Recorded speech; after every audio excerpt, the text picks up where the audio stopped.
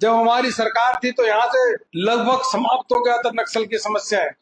अब धीरे धीरे यहाँ पे बढ़ना शुरू हो गई। माइनिंग धस जाती है, उसके अंदर जो गरीब मजदूर है वो दब जाते हैं। आप सभी का सादर नमस्कार।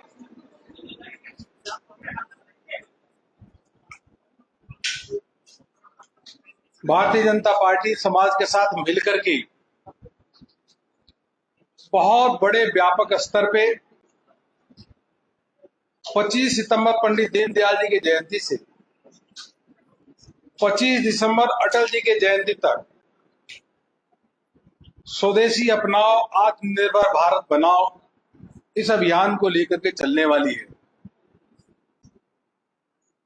ऐसी वस्तुएं जिसमें भारत के लोगों का पसीना,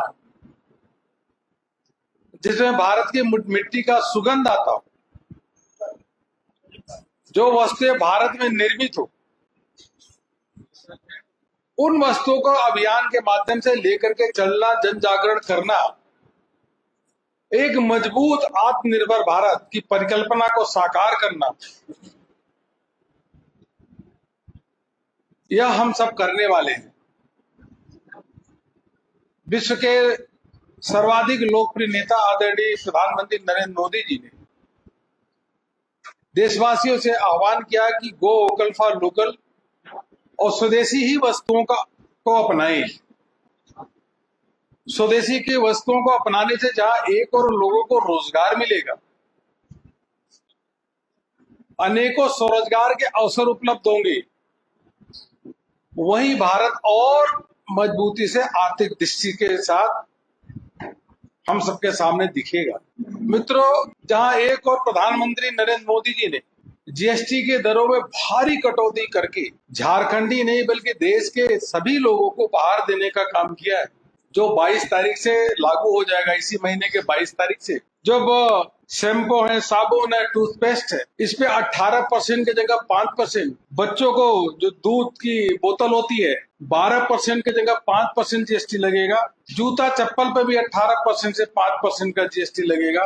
किसानों को जो उपकरण, कृषि उपकरण जो खरीदेंगे उस पे 5% जीएसटी लगेगा। वहीं छोटे बच्चे जो है या विद्यार्थी जो है वह जो कलम खरीदेंगे, इरेजर खरीदेंगे, कॉपी खरीदेंगे, उस पे जीएसटी बिल्कुल शून्य होगा। जहां एक तरफ प्रधानमंत्री नरेंद्र मोदी जी और उनकी सरकार लोगों को बहुत बड़ी राहत और तोहफा दे रही है, वहीं दूसरी ओर अगर हम देखें तो झारखंड में हेमंत जी के नेतृत्व में जो सरकार चल रही है उसमें चारों ओर अवैध खनन, शराब घोटाला, बिजली में लगातार कटौती, सड़क में गड्ढे हैं कि गड्ढे में सड़क है पता नहीं चलता। पूरे झारखंड में विकास का काम रुक गया है। झारखंड की जनता रो रही है।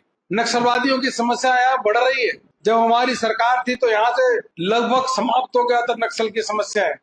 अब धीरे धीरे यहाँ पे बढ़ना शुरू हो गई। और तो कानून व्यवस्था की स्थिति है कि सूर्या हांसदा जो पत्थर माफियाओं के खिलाफ आवाज उठाते हैं, जो भ्रष्टाचार के खिलाफ आवाज उठाते हैं, ऐसे सामाजिक कार्यकर्ता की हत्या कर दी जाती है। इससे लोग बहुत आक्रोशित है कि अगर सरकार के भ्रष्टाचार के खिलाफ, माफियाओं के खिलाफ अगर आवाज उठाओगे तो आपकी हत्या कर दी जाएगी। इसकी हम कठोर निंदा करते हैं और भारतीय जनता पार्टी के कार्यकर्ता भी इस पे पूरी तरीके से इस मुद्दे को आगे लेकर के चल रहे हैं और सरकार को चैन की नींद नहीं सोने देंगे। माइनिंग धस जाती है, उसके अंदर जो गरीब मजदूर है वो दब जाते हैं। आवास बनाने में कितनी दिक्कत आ रही है, लोगों को बालू मिल नहीं रहा है और सैंड माफिया अपने आप पूरी तरीके से झारखंड सरकार के संरक्षण में करोड़ों रुपए कमा रहे हैं। यह स्थितियां है। शराब घोटाला की तो स्थिति है। मुझको नहीं लगता कि देश में ऐसा कोई राज्य होगा जहां ट्रक में भर के फाइलें आती है, फाइल ही गायब हो जाती है और तो डाटा सेंटर में आग लग जाती है। इस प्रकार की हेमंत सरकार यहाँ पे चल रही है। चारों ओर अफरा तफरी का माहौल है।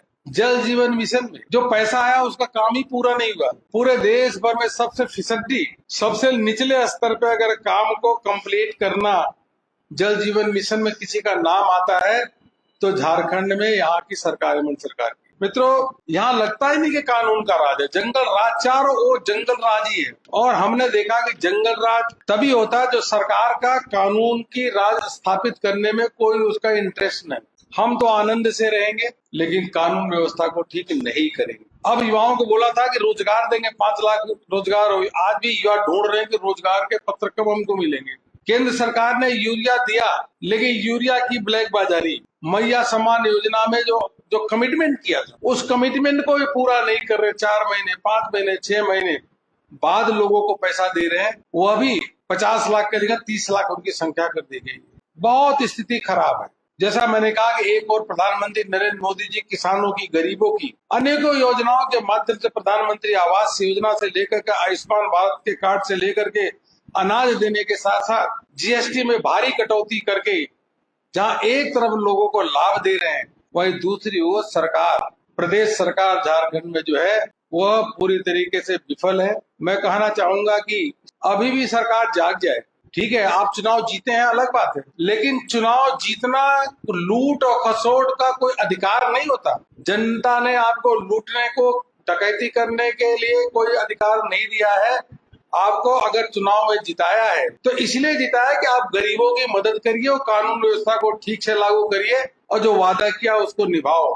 किस प्रकार से आईएसआई के कनेक्शन यहाँ बढ़ रहे हैं। अब यह कनेक्शन तभी बढ़ता है जब हमने पहले देखा था, एक बार कर्नाटक में कांग्रेस की सरकार थी, राजस्थान में गहलोत की सरकार थी। जब प्रदेश सरकार तुष्टीकरण के मार्ग पे चलती है, अपीजमेंट के मार्ग पे चलती है, तो आईएसआई का नेटवर्क बढ़ता है।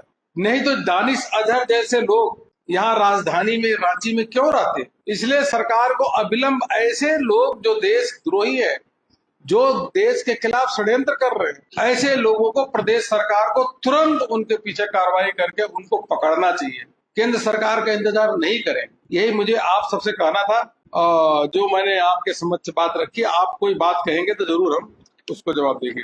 नहीं, दोनों एक ही है। पहली चीज तो वोकल फॉर लोकल, जो स्थानीय सामान है, मतलब झारखंड में निर्मित सामान है, पहले उसकी प्राथमिकता के आधार पर उपयोग करना चाहिए, नंबर 1। नंबर 2, जो सामान भारत में निर्मित हो रही है, जहां भारत के युवाओं का पसीना है, उन सामान को उपयोग करना चाहिए। विदेश से आए हुए खिलौने, विदेश से आए हुए झालर, विदेश से आए हुए मूर्तियां, लाइटें, इन सब का उपयोग देशवासी न करें, क्योंकि देश के प्रोडक्ट का उपयोग करेंगे तो कहीं न कहीं ये अपने देश के युवाओं को रोजगार देने का अवसर उपलब्ध कराएगा।